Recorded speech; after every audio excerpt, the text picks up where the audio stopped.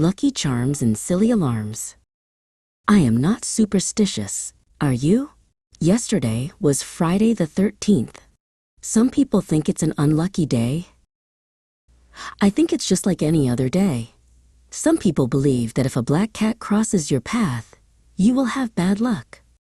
I don't believe that either. My mother always gets upset if I open an umbrella in the house. She says it's bad luck. She is probably right about that one, because an open umbrella would take up a lot of space, and you might knock things over. If your left hand is itchy, you are supposed to get money. I have had an itchy left hand before, but I haven't received any money because of it.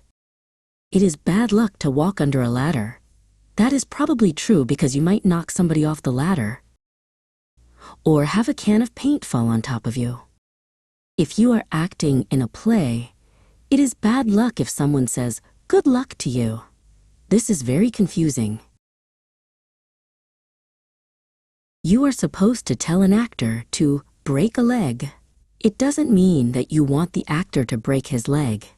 It means good luck to the actor. I am not superstitious. I don't believe in superstitions at all. It is just fun to learn about them.